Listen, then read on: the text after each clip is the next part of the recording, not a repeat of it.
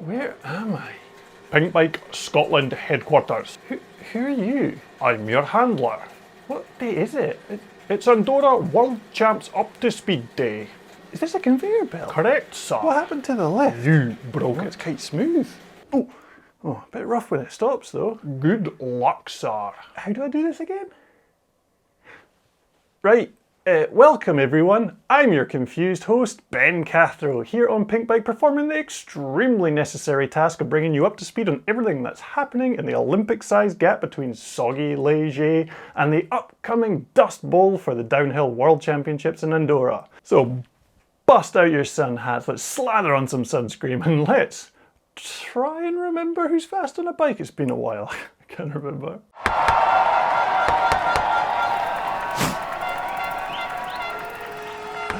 Last time we saw each other, we were just off the back of a rather interesting weekend in Leger, France. The junior race had just been cancelled. Asa Vermette and Heather Wilson were awarded the wins on the back of their qualifying runs. Eleonora Farina won her first ever World Cup, and Amory Pierron embarrassed everyone again by riding fast and clean when everyone else was on the slow and dirty programme. It was one of the craziest races this bicycle enjoyer has ever witnessed, and it rattled the confidence of most and surged the confidence of a few. Confidence equalises over time though, so after 7 weeks it will be interesting to see where everyone stands. There have been some events in the break to provide some interesting context going into the biggest race of the year. Crankworx Whistler was one of them, and it was a big event on a gnarly track that could provide some insight on who could go well this coming weekend. The biggest result was from Jacob Jewett, who took the win on the Stevie Smith 1199 Memorial track for the second year in a row. The local racer held up to the huge pressure of being the favourite and the last racer down the hill and delivered when it mattered. He also won the Canadian National Championships not long after, showing he is on a good run.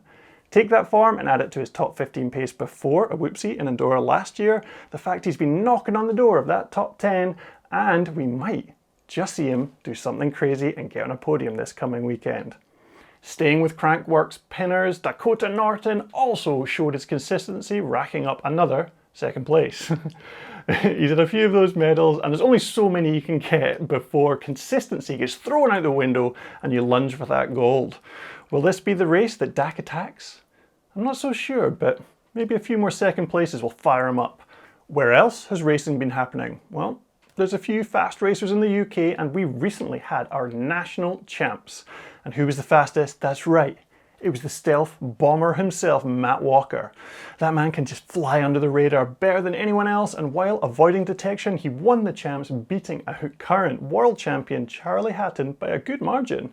He then went on to nearly win the European champs in Champéry as well. It wouldn't surprise me to see Matt hunting for a medal this weekend.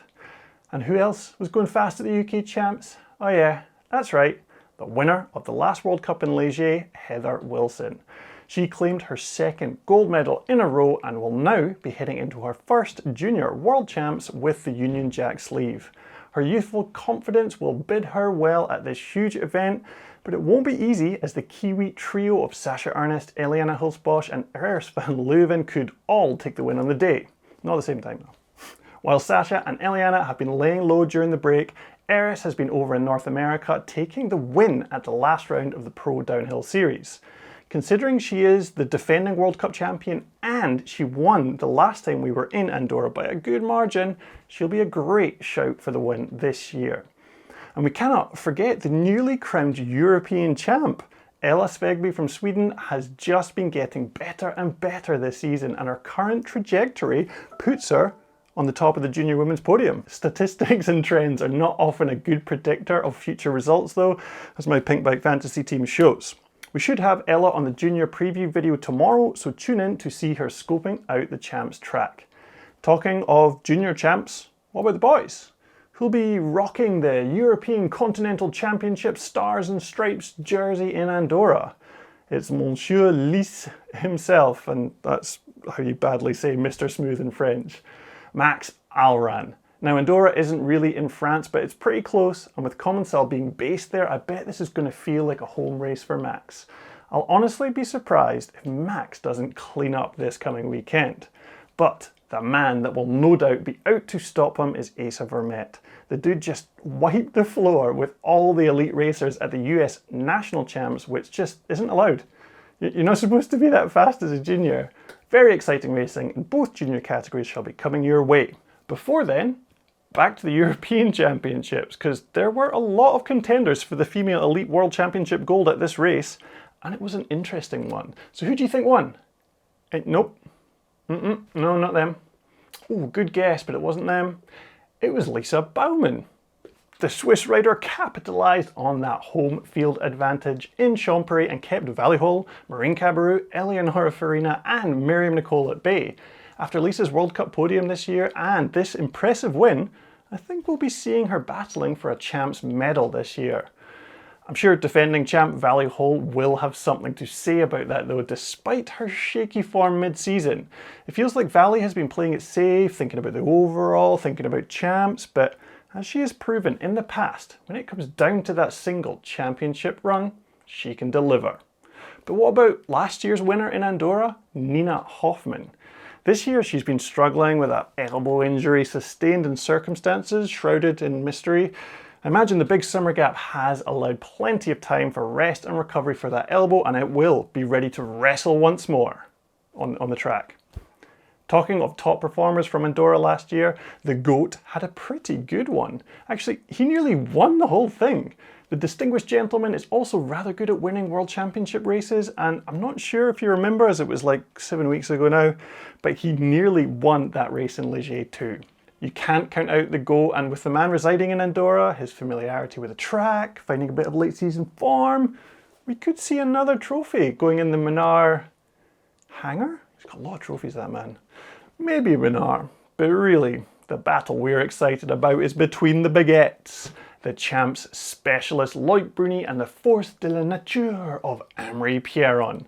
Let's take a look at how things are going for them. And coming into this race, let's just have a look here. They were both at the European Champs, and which one of them won? That's not how you spell their names. Andreas Kolb. Huh.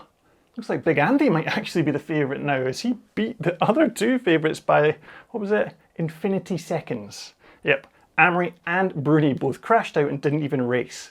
Bruni kicked a naughty tree root and hurt his footy, and I haven't been able to nail down exactly what happened to Amaury, but he wasn't badly hurt and decided to just sit things out and rest up for this race. Bigger fish to fry and all that. They will both be racing, so keep an eye out for Inside the Tape, where we'll see if they're looking good on track. But yeah, Andy Kolb. He's not the popular pick, but the man is consistently up there this season. He's top 10 pretty much every World Cup, and now he's Euro champ heading into Worlds with great form. With the weather forecast of hot this weekend in Andorra, that majestic moustache will be an excellent dust filter for those Austrian lungs, so he will be a great shout for the win. But then again, it's World Champs. Sometimes you just get some absolute weapon with nothing to lose who rolls the dice and gets the jackpot. That's why it's such an exciting race. Stay tuned for more from Pinkbike as the week goes on. We've got the preview, there's Inside the Tape, story of the race to come. So subscribe, like this video, and oh yeah, flop. Okay, it's happening. Okay, can I get a bigger box? Oh, all right. Okay, let's go. Oh, sad noises. Well, I know what you're on the box. It's cramped and dark. Yeah.